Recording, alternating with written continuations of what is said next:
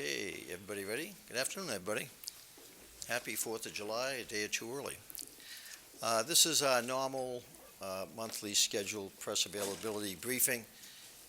As you're aware, that sought to provide an opportunity at the end of a month and going into a new month to do several things, to do a crime statistic recap, give you some sense of trending, talk about current crime issues that we're dealing with and that would seek your assistance getting information out to the public.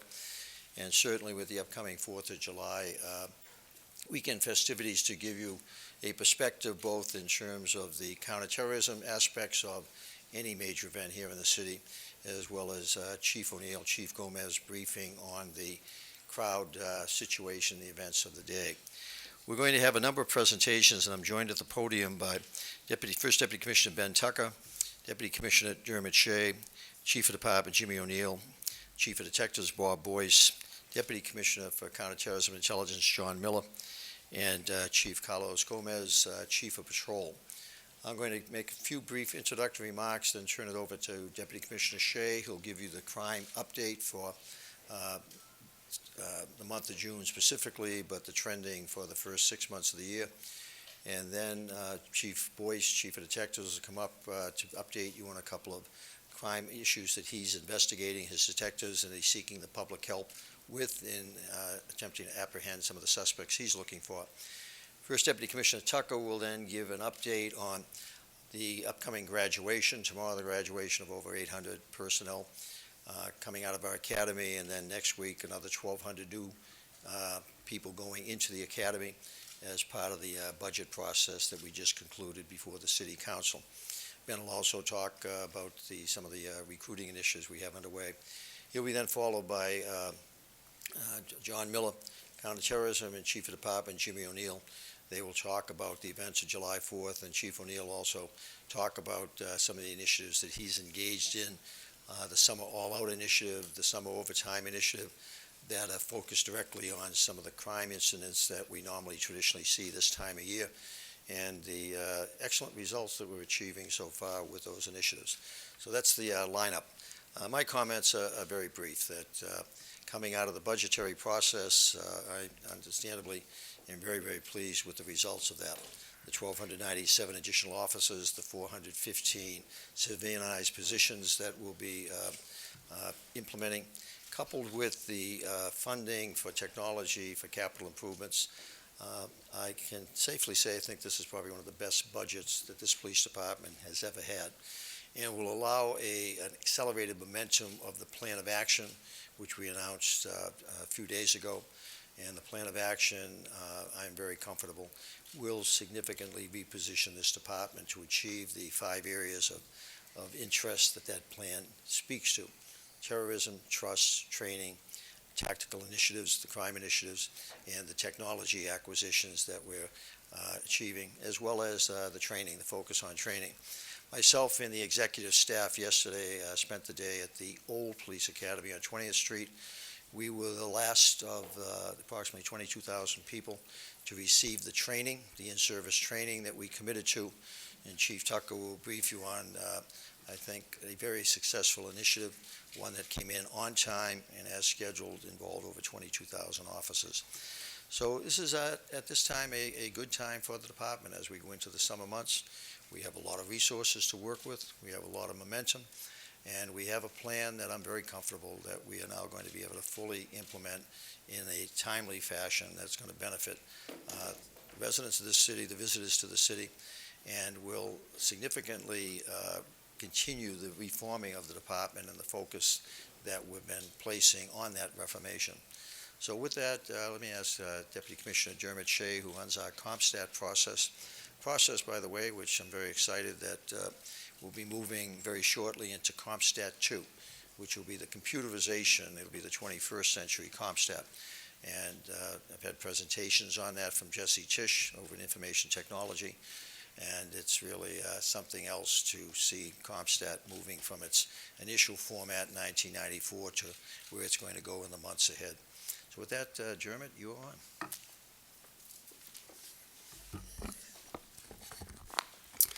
Good afternoon, everyone. I'll begin by detailing the month of June, which was a very successful month in terms of crime within New York City, and then I'll give a status update of halfway through the year where we are, and then going forward what we plan on doing in some of the programs that we have. For June, we had a crime drop of 8.5%. That came out to 779 crimes. It was a very significant in terms of the historical picture in New York City. It was the lowest June on record in the modern Comstat era, and that's going back to a minimum of 1993. Overall crime, it was the lowest June we've seen. It was the lowest June not only for overall crime, but burglaries, homicides, and shooting incidents. As we do these month-to-month crime conferences, this is the fourth time that we have said this is the best month that we have seen. 4 out of the first 6 months of 2015, we have set new marks. The most significant point of that is that when you look at the first 6 months of this year, you would have to go back to 2010, which was the previous lowest year on record, and we are beating that this year by over 4%. So extremely significant. When you look at halfway through this year, we've recorded 47,000 crimes. Again, to put a little perspective on that, we have never fallen below 100,000 index crimes. We are on pace right now, halfway through the year, to fall under 100,000 index crimes for the entire year. So if that can be accomplished, that would be quite significant. Overall in New York City, every single patrol borough, every single geographical borough, is down in crime. Housing-related crime is down nearly 8%. Transit-related crime is up 1% year to date. Put a little perspective on that. As of this week, that is 16 crimes station-wide throughout New York City. And if anyone here rides the subway, you know that the volume on the subways, you really have to wait for 3 cars to come before you can even get on. So 16 crimes in 6 months is what we're looking at there. I want to segue now into some of the violence issues that we have seen. If you were with us last month, following up on the month of May, we had a 22 shooting increase over last year. That has been turned around significantly. We recorded for the month of June 23 homicides, which was 14 below last year. That is a June record, as I stated. When you look at the last 3 months in totality, this year compared to last year, we had 1 additional homicide. When you look at year-to-date, we are now 13 homicides above the rate we were at last year. That comes out to an increase of 9%. 13 homicides year-to-date. If you look at homicides that actually are occurring this year, it drops down to 7. Some significant facts regarding the homicides that are occurring in New York City year-to-date. We are down in homicides that occur on housing property, down 1. We are down in domestic-related homicides. We are down 6 in that category. What continues to drive some of the violence in New York City, specifically shootings and homicides, is the gang-related. Gang-related homicides are up, and they are up by 13 this year. The category that is driving the homicides continues to be gunfire. 70% of our homicides this year occurred with gunplay. I want to talk about a topic, parole and probation, which has been brought up before in this arena. When you look at the individuals that are getting killed, homicide victims in New York City this year, individuals that are on probation, we have had 12 individuals killed this year that are actively on probation. That's an increase of 5 more than we had last year. When you look at the other side, when you look at the people that have been arrested for homicide in New York City this year that are actively on probation, we have had 6 individuals in that category. That also is an increase over last year. When you look at both sides, innocent victim and perpetrator, we have 7 additional people involved in homicides this year that are actively on probation. Similar numbers when you look at the parole side. People that are either killed while on parole or arrested for doing a homicide while on parole this year. 7 more incidents than last year. 7 on the parole side, 7 on the probation side. 14 additional incidents. Again, we are up 13 incidents overall in New York City. 14 alone incidents more this year involving people that have either been released from prison or actively on parole, or did not go to prison but were instead placed on probation. When we look into the shooting incidents in New York City, again, June, 108 shooting incidents, significantly lower than any prior June that we've seen. We are down 13 shooting incidents from last June. It's an 11% decline. When you look at the last 3 months, in April, we recorded 87 shooting incidents, exactly the same as the prior April. May is where we saw the increase. We were up 22. For the quarter in its totality, we were up 8 shooting incidents. It's an increase of 2%. Significant turnaround, again, in June with some of the programs, be it all out, some of the targeted overtime deployment, not only into specific commands, into specific areas, knowing about specific people, and Carlos and Jimmy will get into that. Overall, year-to-date, we are now up 4% in shooting incidents. It's an increase of 22 shooting incidents. Same deep dive into parole and probation-related individuals that are involved in gunplay. When you do the same run, you have an increase of 24 shooting incidents involving parolees and probationers, again, surpassing the overall year-to-date increase. Individual boroughs that we are seeing shooting incidents in, 20 additional shootings in Manhattan as a borough. That's driven by Manhattan North. And particularly, we see increases in the Harlem area, be it the 2-3, the 2-5, the 3-2 precinct, and some gang fights that are currently trending in that area. When you look at Queens, up 15, there's three locations in New York City right now that are causing some concern for me, and that we are collectively moving resources to address. The Rockaways in Queens, the 6-0 precinct, and then the Harlem one that I mentioned. So Queens is up 15 shooting incidents for the year. We are seeing our biggest drops in Brooklyn and the Bronx. Brooklyn is down 16 shooting incidents, and Brooklyn and the Bronx are right in that area where they normally are, making up nearly 3 out of 4 shooting incidents in New York City. Currently, they're at 72%. Staten Island also has an increase. So Manhattan, then Queens, then Staten Island, and Brooklyn and the Bronx are currently down in shootings for the year to date. I want to spend a moment talking about activity specifically. When you look at the arrests that are affected over the first 6 months, halfway through the year, it's worth noting almost 35,000 fewer arrests have been affected by New York City Police Department personnel this year in the first 6 months. Almost 35,000. It's a drop of 17%. It's pretty significant that across all bureaus and all boroughs geographically in New York City, we see that drop fairly consistently. I want to bring you back to 2002, immediately after 9/11. That's the last time we saw an arrest level of this magnitude. It is a significant drop to have over 35,000 fewer arrests. And again, that is a positive in our eyes. Targeted enforcement against the people that are driving the crime, be it robberies or be it shooting incidents. To follow up on that drop of arrests of nearly 35,000, to break down that 35,000, most of the drop comes in the categories of misdemeanors and violation arrests, where we're down roughly 21%. Where you see a smaller drop is in the felony category. Now we are down only 8% in felonies, and I'll remind you that we are at historic lows. It is impossible to make robbery arrests when we don't have robberies occurring. It's impossible to make the same level of burglary arrests when we don't have burglaries occurring. So an 8% drop in felonies, larger drops in the more minor categories of crime. Something that is not dropped and is in fact up, and it's not by accident, it's design, is the firearm arrests made by New York City Police Department personnel. Up slightly for the year to date, and it is through an intensive effort of intelligence gathering, collection of tips from the public, and then the deployment in the right areas by Carlos, etc., organized crime control bureau personnel with the information of who is carrying those firearms.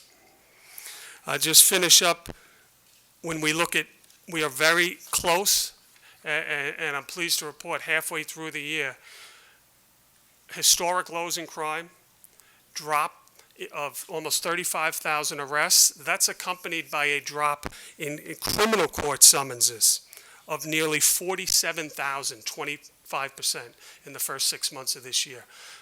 We continue to try to deploy more targeted against the individuals that are committing the crimes, and thus far, I think in the first six months of the year, the numbers bear that out. couple of comments before asking Bob Boyce to come up and update you on a couple of particular crime issues.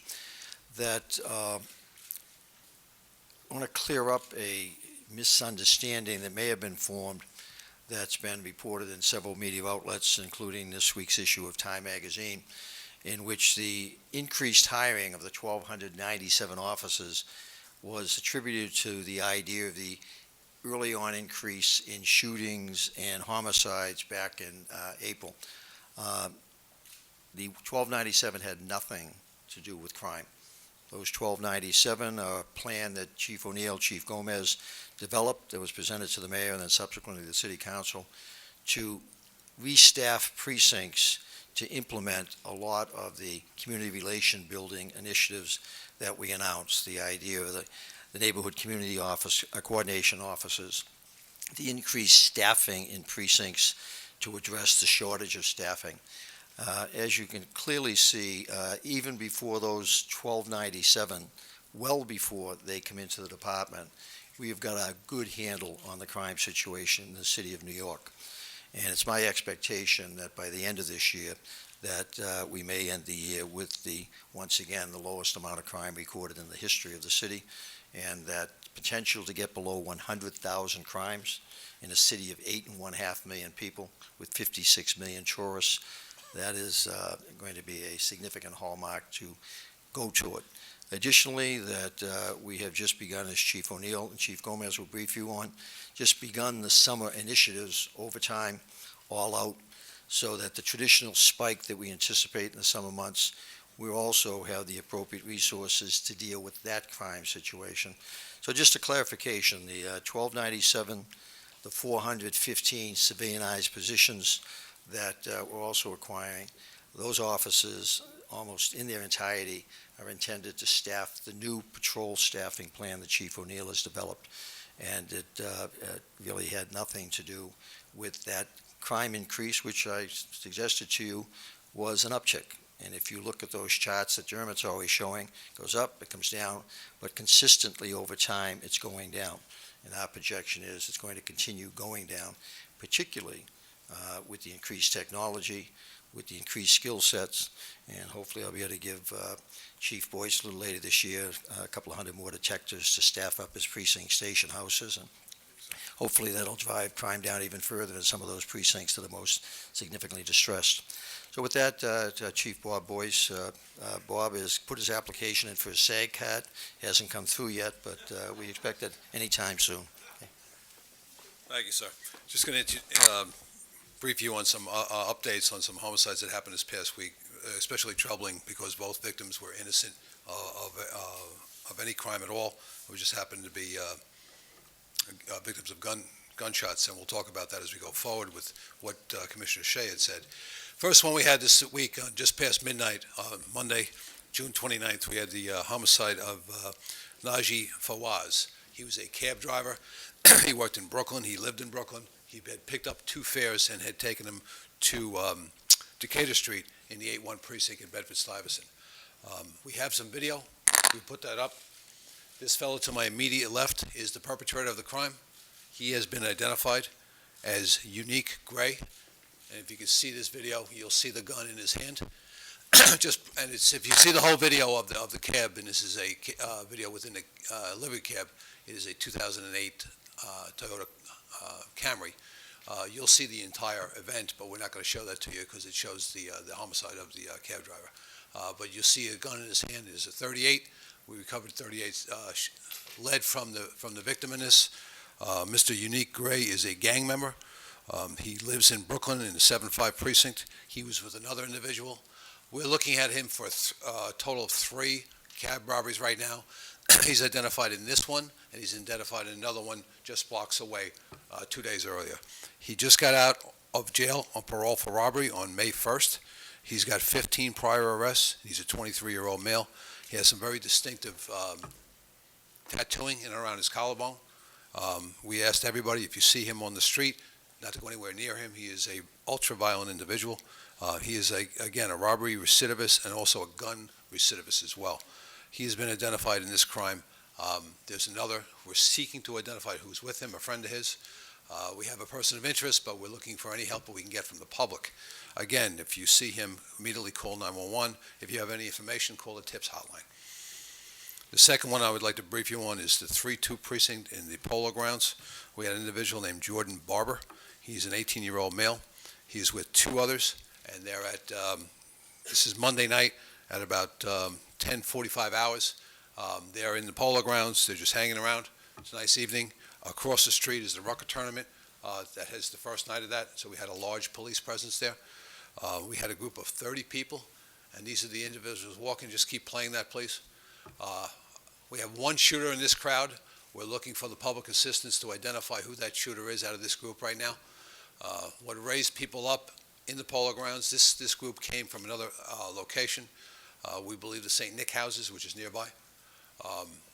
This group came up, and immediately quite a few of them put their hoods up, and one of the individuals shot into the crowd, striking Mr. Jordan Barber. Jordan Barber is a good kid by everybody, what everybody says. He is a member of the Fast Money family. This is not a gang or a crew. This appears to be like a hip-hop group that that's into singing up there.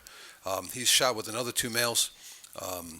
Again, this Fast Money family, this is all about hip-hop more than it is about crime. So we don't know what why this what the beef was here. We're not sure yet. We're still trying to figure out. But this group right here, we believe the shooter is in that group somewhere, so we'd like the public help, whatever they know. Secondly, I'd like to talk about, Commissioner Shea spoke about a gang membership and how it's driving the numbers. What we've seen in the city is some of the gangs that have gone into credit card fraud. In regards to that, we took down a case just yesterday with 15 persons arrested in Southeast Queens in the 105 precinct, 9 of which were blood gang members. What they were doing is they were using credit card fraud to take property off the internet and then store it, then resell it. So we did 5 search warrants yesterday. We got an awful lot of property recovered from this group.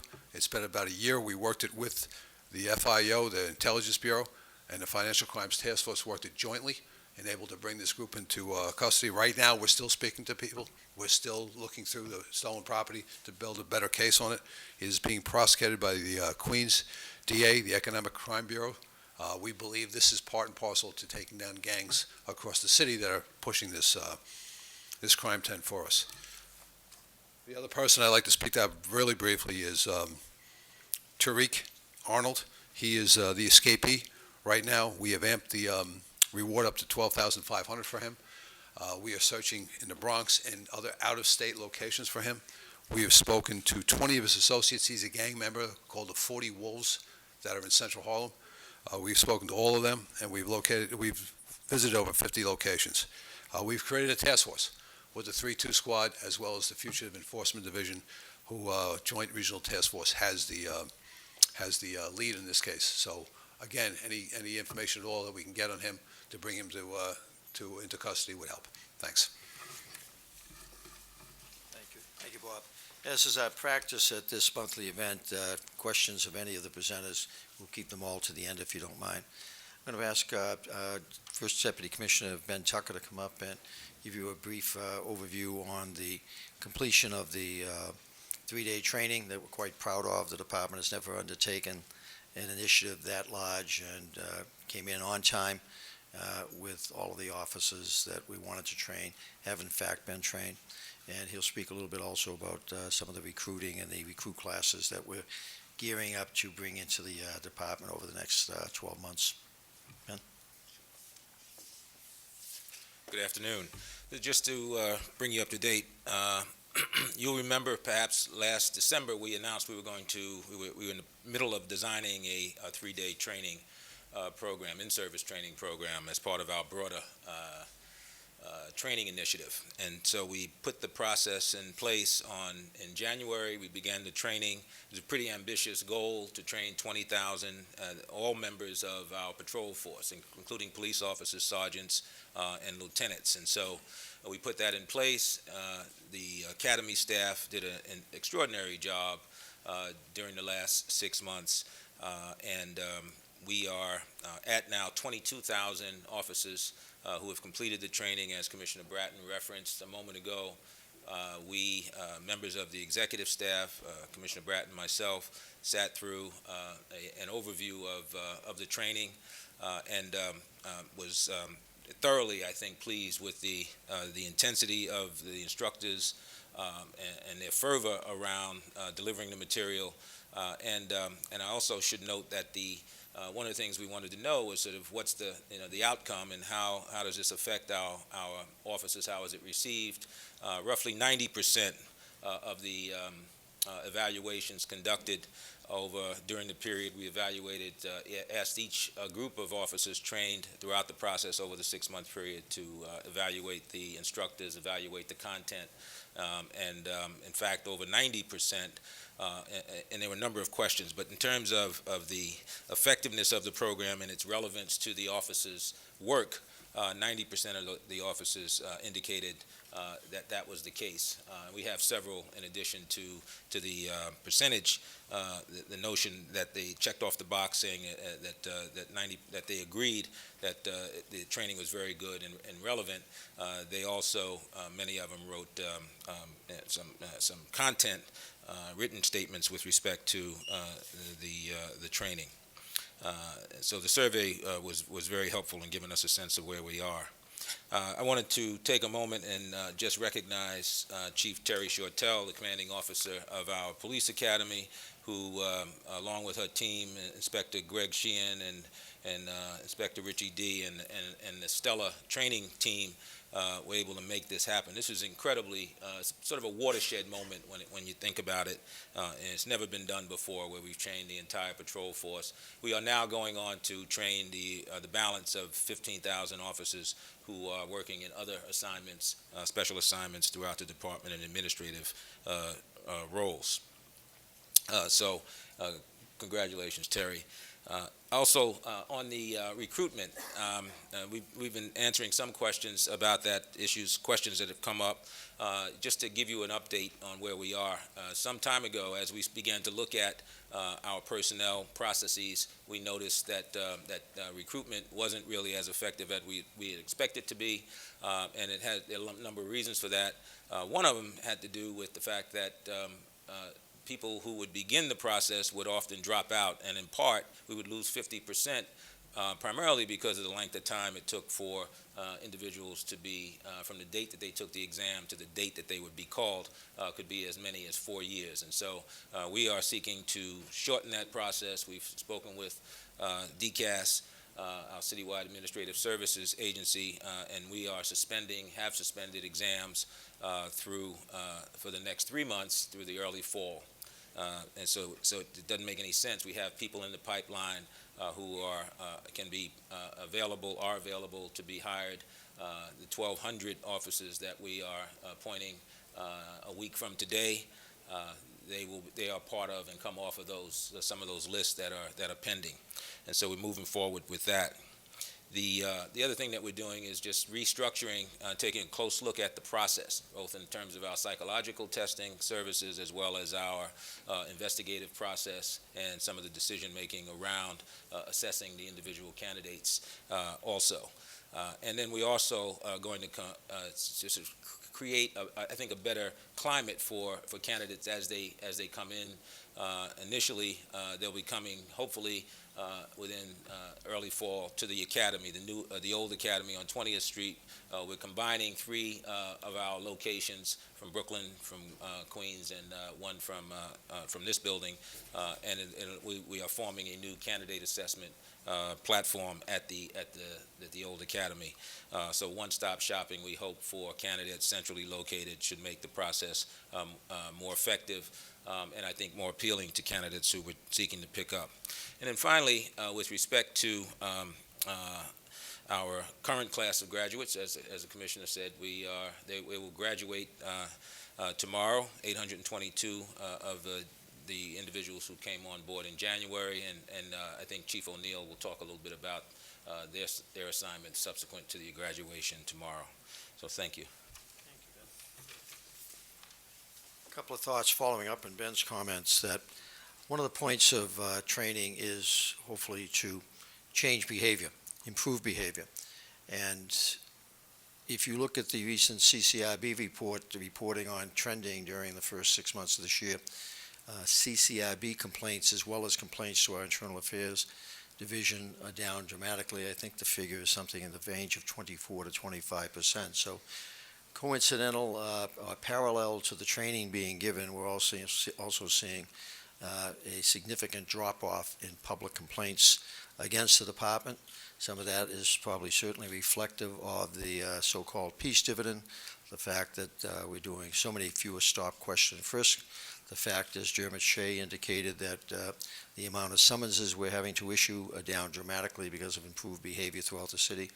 So that all good news in the sense of training that seems to be having a positive impact on the issue of trust and complaints of over-policing. Additionally, the issue that's been very much in the news recently also, minority hiring, particularly hiring of black candidates. Class graduating tomorrow, I think the number is about 11% black male and female. The class coming in next week, we believe, based on the current response rate, will be about 16%. So the effort to increase by reaching out to individuals who dropped out of the process, the effort by our Guardians Association, by our Personnel Department, has resulted in a very significant increase in a very short period of time of black candidates coming back into the process. So I want to thank Commissioner Tucker and Mike Julian for the efforts they've been making on all of the issues we just discussed. Training, improved behavior, lowered CCRB complaints, and a recruitment pool that will help us start achieving numbers that are more proportionate to the population as a whole. Several presentations coming up now will be Deputy Commissioner John Miller talking about events coming up toward July 4th, concerns around counterterrorism issues, and then Chief O'Neill will brief relative to general crowd control, operational issues around the 4th, but then also specifically some of the issues as to how he's going to use those new recruits coming out tomorrow and going forward as we bring on almost 3,000 new officers over the next year. John Miller, down to the right here. Please, John. So just for an overview on some of the preparations for the 4th of July celebrations in and around New York City. To start it off, our Terrorism Bureau's Terrorist Threat Analysis Group has conducted a threat assessment on this event, and our conclusion is still that there are no known credible threats either to New York City or to the 4th of July celebration. In the context of that, though, whenever there's any major event, there is the policing that goes with that event, and that's crowds, traffic, and facilitating people being able to go and see it. Chief O'Neill will go over that. There's also what we call the counterterrorism overlay, which you'll see anywhere from New Year's Eve to an event like that. In this case, that's going to include uniformed counterterrorism officers who are specially trained, pulled from throughout the city, radiation detection, which will range from everything from the radiation detection pagers that our police officers wear on their belts to our radiation detection boats that will be out in the harbor scanning traffic leading up to this event and during this event, to our air assets that have the same capability. We'll be leveraging the 7,000 cameras that are part of our domain awareness system, particularly focused in the Lower Manhattan Security Initiative, where we have the highest concentration of those cameras. On the Intelligence Bureau side, our leads team will be monitoring the calls to the "if you see something, say something" 1877 NYC safe number.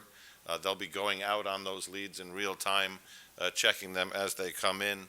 Our response cars, which are field intelligence officers, will be spread out throughout the event on both sides of the river, ready to respond to any calls, any suspicious activities. We will be scanning social media with our intelligence analysts, and this is important because some groups, particularly ISIS, have been very active in social media. If you look at the Garland attacks in Texas, there were tipping and queuing indicators on social media before those attacks.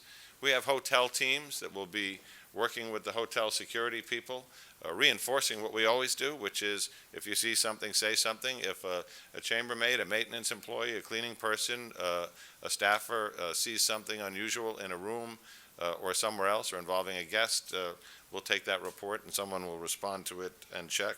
We'll be working with the garages in the area in terms of checking vehicles, warning about suspicious activity, and making sure they know how to get us. There are a number of ancillary events, including private parties that are things you have to buy tickets for.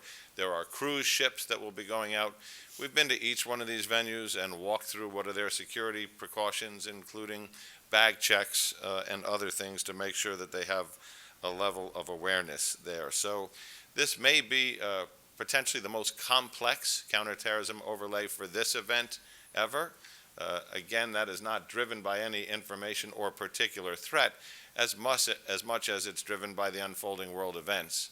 I think you saw a couple of days ago we had what appeared to be 3 coordinated attacks overseas in France, in Kuwait, and in Tunisia.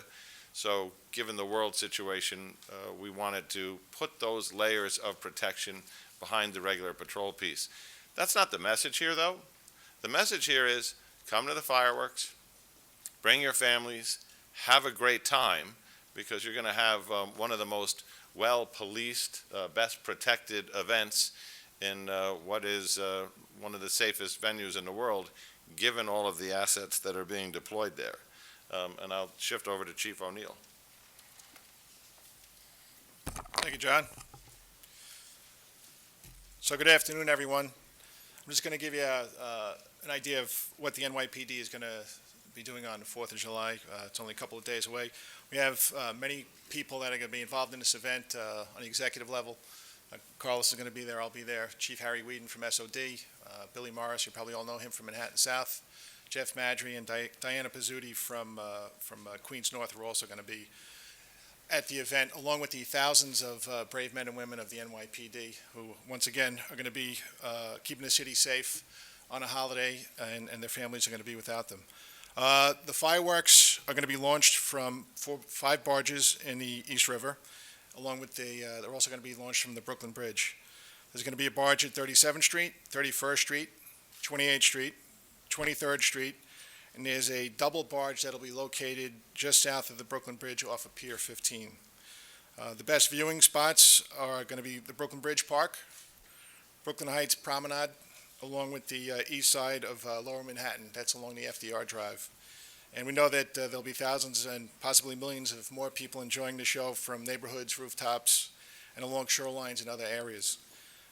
The most visible display of how we'll be safeguarding the city this weekend will be what John talked about. It's called an enhanced counterterrorism overlay, the type of coverage that we employ at every large gathering in the city. This year, those security measures will be increased. We'll be utilizing our critical response vehicles, and we're also going to be utilizing the Strategic Response Group. That's the citywide task force I've been speaking about for a while now. There'll be thousands of other uniformed and plainclothes officers. We'll have Hercules teams, bomb-sniffing canines, radiation detection units that John spoke about. We'll have harbor boats. We'll have a counterterrorism boat out there also, helicopters, and there's thousands of mobile cameras that we'll be utilizing also, and street checkpoints to get into the viewing areas. And as John spoke, as we do every day, our Intel Division, Chief Galati, is always in real-time communication with our federal and international law enforcement partners. And although we remain at the same heightened level of readiness that we've been since 9/11, we have no information regarding any specific credible threat against New York City. So as John said, bring your family, come out. I was here last year. It seems like it was just yesterday. It was a fantastic event. Carlos is going to speak about some of the fireworks initiatives that we've done over the past month to keep people in the city safe. So, Carlos. Sure. Good afternoon. Fireworks are not only illegal, but they're also very dangerous. Commencing tomorrow night, Thursday, and continuing through July 4th, we'll be deploying up to a little more than 100 enforcement / confiscation teams in all of our precincts and throughout all of our 8 boroughs.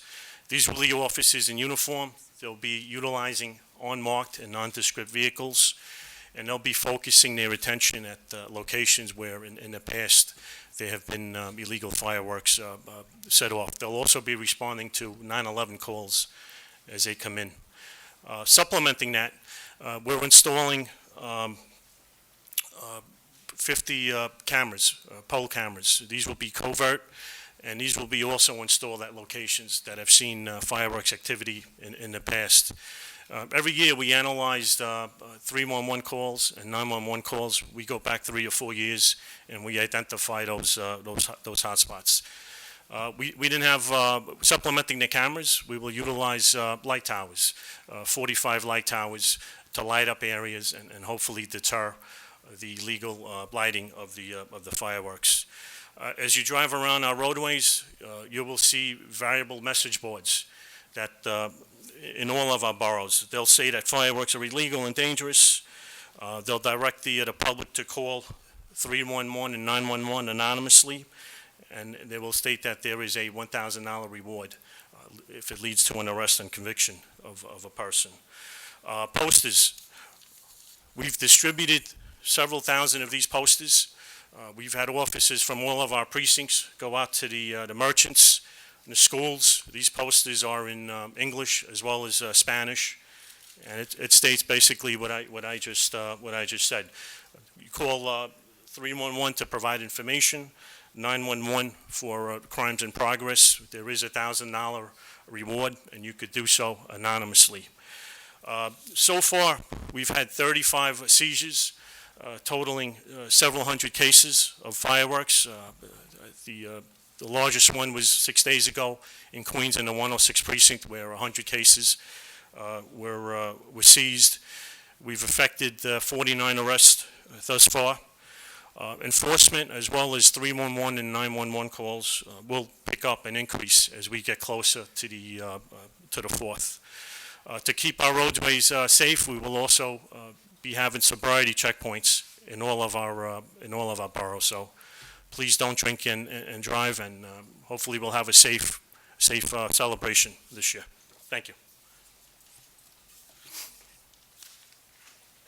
And as the commissioner said, if there are questions specific to what we're doing on 4th of July, we can get that at the end of our statements.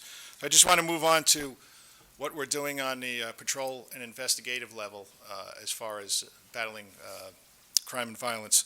But first, before I do that, I'd like to thank the Eastern District of New York. They're participating in a pilot project with us now, and it's been good. It's been up and running for about a month now, and it's a firearm initiative to keep people, or actually to put people that we lock up with guns, to make sure they get the appropriate jail sentences and stay off the streets of New York. So moving to our summer initiatives, the summer all-out program is in full swing. We've got over 300 officers assigned to the 10 high-crime precincts and 4 PSAs. Told you all that before. They're working 1st and 3rd platoons, which is 4 to 12s in the afternoon and midnight tours, and on the weekends. So they have steady days off during the week. So their 90-day stint, I'd like to thank them all for doing that. They are keeping our city safe. In addition to that, we have our violence reduction initiative. That's that summer initiative I've spoken about a number of times. This is the uniform suppression component and the investigative component. And along with the summer violence reduction initiative and summer rollout, on Friday, Saturday, and Sunday nights, we have up to 1,400 additional personnel working in New York City, keeping the citizens safe. And so far, they're doing a great job. Since Summer All Out began on June 8th, in those commands, we've seen shootings decrease by more than 19% and murders drop by 50%. So they're doing a fantastic job, and I thank them for that. And in addition to Summer All Out and Summer Violence Reduction, as Ben and the Commissioner spoke about, we have a class of, I think it's 822 that are graduating tomorrow, and they'll be sent to all precincts, PSAs, and transit districts. So everybody across New York City is going to be seeing some new police officers. And right now we have, I think it's 857 people from the class that graduated in December, and they're also going to be retained in those commands. So the smaller precincts around the city will probably see, between both classes, an increase of 12 to 15 people, and the larger precincts will be getting anywhere up to 30 to 35 people. So everybody across the board is going to see new police officers. And I wish them luck. It's a great job. It's a great career. I've been doing it for 33 years now, and I hope they love it as much as I love it. So, and I'm sure they're going to help to build on our legacy of keeping the city secure with these great new cops.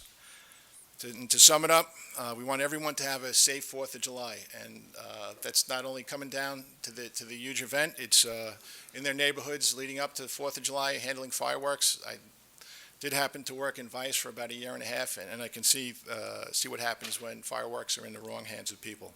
So once again, thank you everybody. Have a safe and enjoyable 4th of July, and turn it back over to the commissioner. Thank you, Jimmy. Next month's crime presentation will give you an update on Chief O'Neill, Chief Gomez's pilot precinct project in the 4 precincts that they are already up and running with the new sector configuration, the neighborhood coordinating offices. The early indications are that the expectation of reduced crime is in fact happening, and we'll be able to give you more intimacy after we review that this month. As Jimmy indicated, the current class that is graduating, as well as the class before it, are assigned to precincts throughout the city. We are effectively ending the impact program that's been in place for many years for recruit officers. They will no longer go to the highest crime precincts and be put out on patrol under the supervision of one sergeant for 12 officers.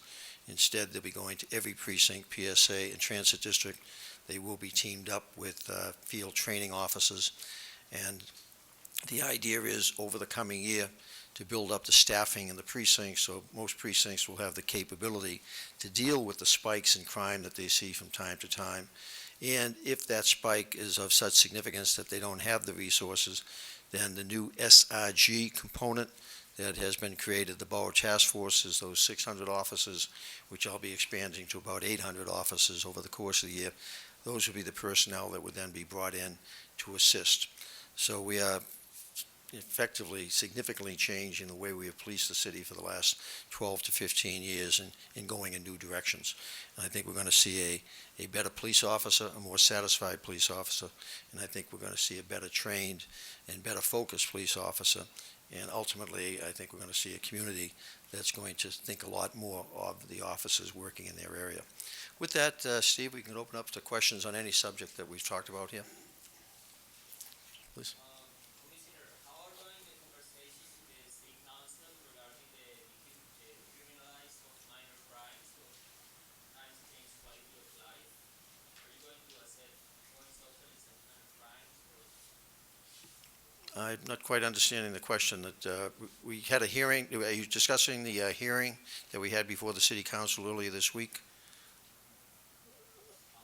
Are you going to accept going socialist some of the crimes that they're proposing to criminalize? We had for purposes of the media, as you know, we had a presentation before the city council this week in which we very strongly pushed back against the 9 pieces of legislation that they have filed. I'm hoping over the next couple of months before the council comes back in a session in the fall that we'll be in a position to negotiate with them so that no legislation will be necessary out of their proposals. A lot of what they're proposing, we're perfectly willing to discuss and take a close look at. Some things we agree with, but we don't agree that any of it requires legislation, and that's the thrust of the presentation I made the other day. The mayor and the speaker have both indicated that they have concerns about some of those proposed legislative acts, and even some of the editorials in the papers today are expressing support that some of what they're proposing does not require legislation. So we'll hope over these next couple of months, as we did in the budget process successfully, to resolve differences of opinion we might have that going forward. Was there a settlement recently regarding any of the surveillance operations or lawsuits that were currently underway, which began in the prior administration? Not yet. Not yet. Those are still under discussion. Not yet. Yeah. Yes. Mr. Bratton, can you just clarify the preparations for the 4th of July? Is this consistent with what has been done in previous years, or is this a little bit more based on the recent attacks overseas? It's very consistent with what we always do, both the counterterrorism focus and then the general crowd control and general policing. As Commissioner Miller indicated, however, we're very mindful of recent events in the world, very mindful of the trending that the increased in over 400 officers going into counterterrorism is directly reflective of that trending of these lone wolf types of attacks, whether coordinated or not. So in an abundance of caution, with no specific threats directed against us that we're aware of, that is there an enhanced initiative this year? There is, and some of that's as a result of the increasing capabilities that we're constantly seeking to acquire. And next year, you'll probably see more people because John will have 400 more people to work with. Okay. Is the concern more on the terror front? Is it kind of lone wolf, sort of, someone coming with a gun, sort of shooting on a crowd or something? Or is there something more organized? Is the concern more about something more organized, a group or city, let's say? Well, actually, we're concerned with not just the lone wolf, so-called lone wolf, the inspired wolf, the traveler that may have been over there and come back. We're trying to keep tabs on all of those potential threat streams, and a lot of it is with the idea of improving our intelligence capabilities. Recently, Chief Galati is just back from Australia. We've just assigned a detective to Australia as part of the expansion of the initiative that Commissioner Kelly created of having detectives in liaison posts in sensitive areas around the country, around the world. So we're continually trying to stay very focused on the prevention side of the issue, while at the same time, the 400 additional personnel that Commissioner Miller will be getting are very focused not only on helping to prevent by their presence, but God forbid we would have an incident or incidents, we will certainly have the capabilities to much more rapidly respond in a much more coordinated and comprehensive way than we might have in the past. Please. You mentioned Operation Impact just a little while ago. Just to clarify, are you going to still be keeping the impact zones, or are you going to be changing the whole concept wholesale? The concept that's eliminated now, hopefully forever, is the idea of recruit officers coming out of the academy, our least experienced officers, being assigned to our most dangerous precincts with, from my perspective, not enough supervision. That's over. And it may have been helpful in the sense of keeping crime numbers down and continuing crime numbers going down over the years, but we certainly saw some of the effects, the unintended consequences of the stop, question, frisk controversy, as well as a workforce that was very unhappy. The officers that we surveyed really did not feel good about that program, about coming out of the academy and going directly into those types of assignments. So we're addressing officer morale, we're addressing their efficiency and effectiveness, and we're hopefully also addressing a lot of the community concerns about being over-policed. Chief O'Neill will continue, and I'll ask him to just brief you on that. The impact zone concept, which are basically hotspots, which change constantly. I'm hoping that local precincts, as we staff them up more, with more officers, will be able to handle more of their own impact issues with their own cops, who know the good guys from the bad guys. Community, hopefully over time, knows more of the cops. So we're trying to develop a familiarity that the old impact system using recruits never could achieve. But Jimmy can speak to you, for example, about what he's doing this weekend with a lot of impact overtime. Jim? So, Tony, what we're looking to do is to draw down impact, but not immediately. We're going to do that gradually. We're going to take, we're taking 600 out coming over the next coming week and return them to the commands. So this is consistent with the philosophy that we've all had standing up here since January 2014. We're trying to push that decision-making down, in this case, down to the precinct level. The precinct, there's nobody that knows better where their problems are than precinct commanders throughout this city. So we're going to give them sufficient personnel to deal with their hotspot zones or impact zones. And if they need additional support, they can turn to their borough commanders, and they can turn to Chief Gomez, who's got control of the strategic response group in case there are, any issues throughout the city. So we'll be able to respond on a number of different levels. So the zone concept then is going to stay, you're going to have zones that are demarcated, or is that going to be flexible as well? You know what, and you haven't been in Comstat, so you don't know, but over the last year or so, that concept, they're not as rigid as they used to be. We've given the precinct commanders flexibility to move those zones. They just had to let us know, the paperwork followed later, that action immediate, because if there's a problem in a precinct, they can't wait 3 weeks for Chief Gomez or myself to approve that change. So they know where the problem areas are. We're going to give them sufficient personnel to deal with that. Actually, I could just expand on that for a second, Steve. That, as Jimmy just explained, we still have a fairly large number of officers, I think it's what, 12, 18, 1,200, that kids who came out of the academy a while ago who are assigned to impact zones. We're hoping to draw down half of them, about 600, who will be reassigned to precincts permanently. So the precincts are not only going to keep the 800 kids that they got, the last class that graduated, going to pick up 800 more tomorrow. Then, when we graduate the class in December, the 1,200, they'll be going to the precincts. And then when we graduate another approximately 600 in March, they'll be going to the precincts. A number of them will be going to the pilot precinct expansion. But the overall goal here is to have precincts much more responsible for their issues and staff them up with officers who are not flying all over the city, but are assigned to sectors where the public gets to know them, they get to know the public, they get to know the good guys, they get to know the bad guys. And we believe this will significantly address this tension that the old program caused about too many officers not knowing anybody and just basically seeing everybody as a potential that they needed to look at warily, or as we saw with the very significant numbers of increases in stop, question, and frisk over time.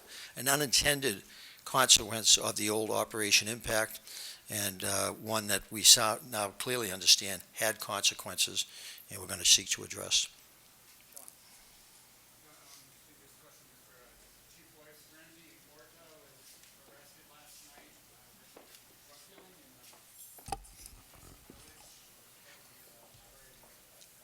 That's correct.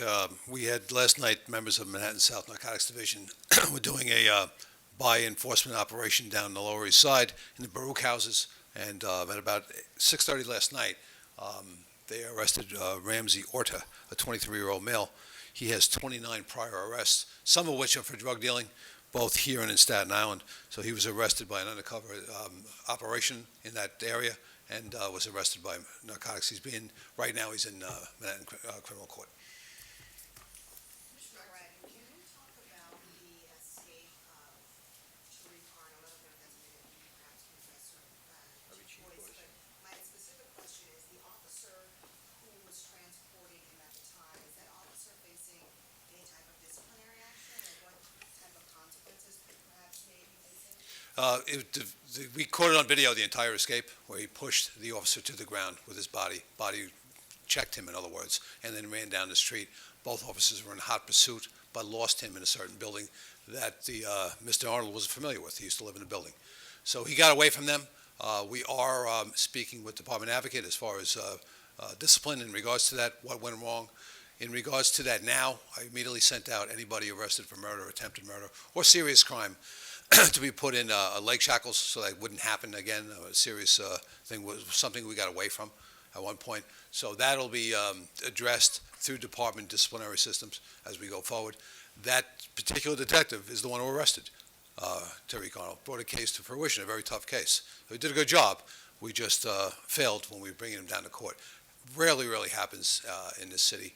We do that every day, several times an hour, with no problem. So this was a little unusual. The officer did put forth an effort to get him back. I think that was put on video. So that'll be taken into consequence. But training and some discipline are in order, and we'll go forward once we get Mr. Arnold in. Still on duty? He's still on duty. Still on duty.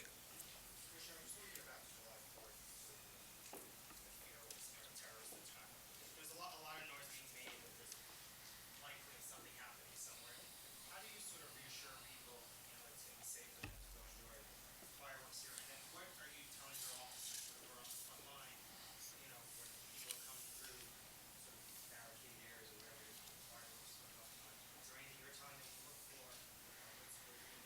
What is your concern? Well, to try and break those 15 questions down in order.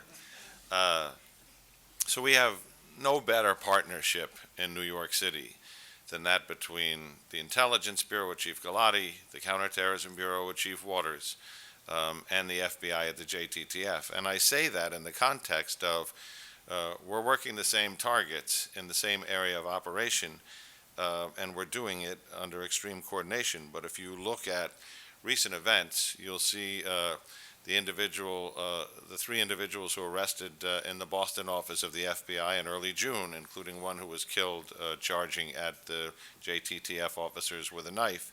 On June 13th, an alleged ISIS supporter who has been charged in that case, Munter Omar Saleh of Queens, was arrested with another individual charging at JTTF officers here in New York City, including our detectives on that surveillance team.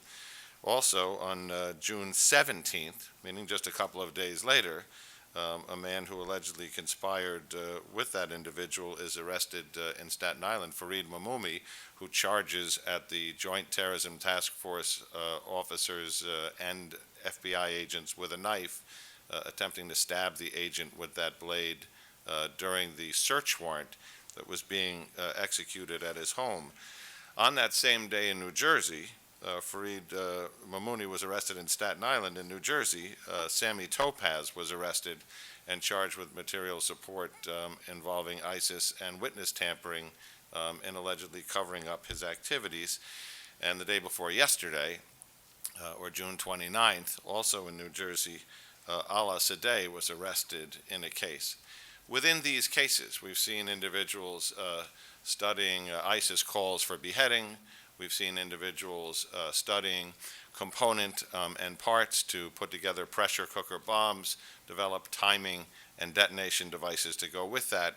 So when I talk about that partnership, as you're leading up to an event like the 4th of July, in terms of the known threats out there that are gleaned from all of the assets in intelligence gathering and investigation, from the 16 agencies of the U.S. intelligence community fed in through the Joint Terrorism Task Force, with the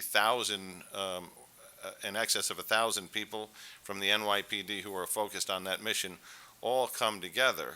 And what you see there is a series of arrests which are taking those people off the count before the event and reducing that threat. That's why today we can say there is no known credible threat to that date or to that event. To answer the rest of your question, you always have to take into account what is the unknown threat, what is the possibilities out there, whether it's lone wolves or while we focus on ISIS. Al-Qaeda of the Arabian Peninsula, its network hasn't gone away. So we're focused on that too. What we ask of our officers is heightened vigilance, heightened counterterrorism awareness, and they get that from our bulletins and our threat assessments and their roll call training, as well as the counterterrorism officers and field intelligence officers in their commands. And what we ask of the public is exactly the same thing.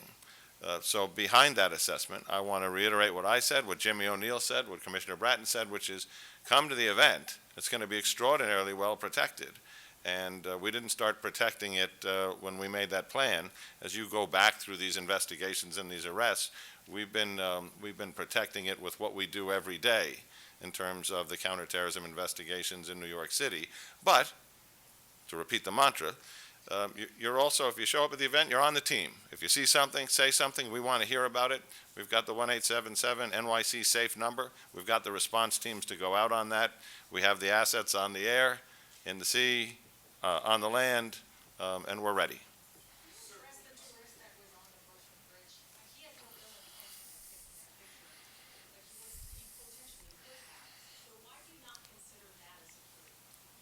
I think that this is a game we play, and I don't mean to be harsh about this, but there is a want, a desire to spin each one of these things up into a threat. Since Brody jumped off the bridge in the 1800s, people have been climbing up on that bridge, every other bridge, to the Golden Gate Bridge, and committing suicide or climbing up. I look at that incident in a very different context. This guy's a knucklehead who wanted to take a selfie that was self-aggrandizing. And what he did, as a guy whose Instagram page shows him on top of all kinds of bridges and towers, is he got off the pedestrian walkway, he walked across a very safe crossover that has railings, and he got there and he looked up and he saw there was a fence which we have enhanced, working with the Department of Transportation, so that it is now very difficult to climb around it, in case you want to change the flags or something on top. And he looked at that and he said, damn, I'm not getting around that. So I'll take my selfie stick and I'll take this stupid picture and I'll put it on my website, but that's as far as he got. And if he'd stayed there probably a couple of more minutes than it took to get that shot, the roving patrols on the bridge, which are there all the time, would have arrested him or summoned him, as they have had others who have done the same stupid thing. To conflate that behavior with a threat to the 4th of July, when it happened, somewhere in the week of June 23rd, likely, or an act of terrorism, when that particular spot on the bridge has nothing to do with the structural integrity of the bridge from a terrorism standpoint, is to try and take a story that is no story and to build it up into something more than it is. I would say from the standpoint of that guy, it is what it is. He got a selfie. And if one of our scooters or walking officers had gone by, he also would have gotten a collar. This Brooklyn flag burning event that's tonight, do you have anything on that? Any additional information? It has been reported, and our intelligence operation has been monitoring that. Speaking of knuckleheads, that seems to be a gathering of them that have intent on making themselves look foolish. We'll be there that if they do show up, and if appropriate action is necessary on the part of the police, if they engage in an action that requires our interference, we'll certainly be happy to provide that interference. But it should be noted, and I think your law department researchers have clearly made it clear to you, that the burning of a flag, an American flag, is not a violation of the law. It's an expression of First Amendment freedom of speech. So the act in and of itself is not a crime. So again, if anything, it's a reinforcement to the vast part of the American public that they're knuckleheads, and to use John's phrase. But we'll be there this evening, and we'll monitor, and if it goes into the realm of criminality, we'll certainly deal with it.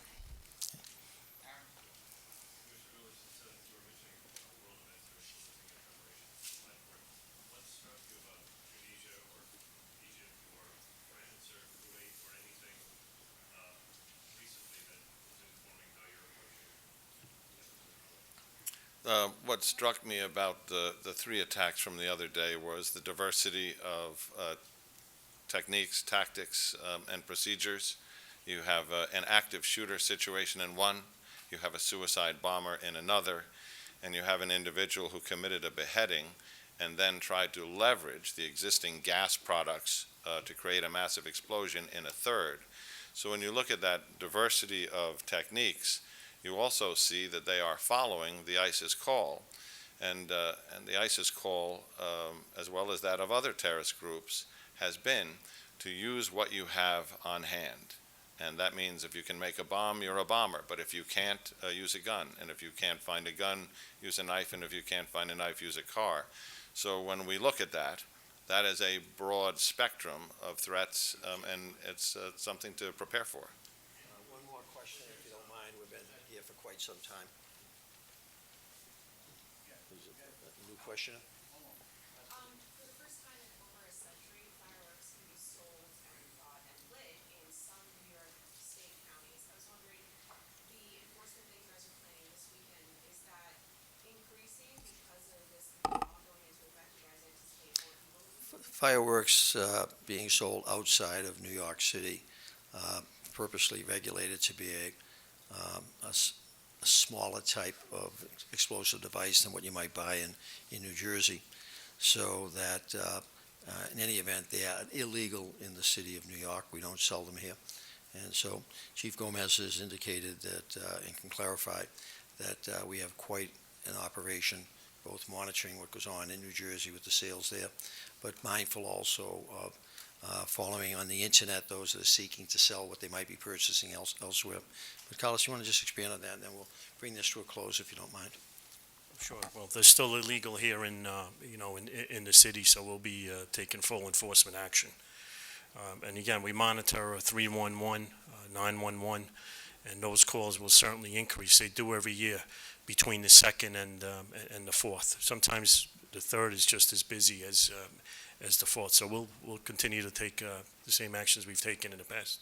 No indication that things will increase even more. So far, none. So far, the 311 calls have decreased as well as the 911 calls. And so have our seizures, by the way, commensurate with that decrease.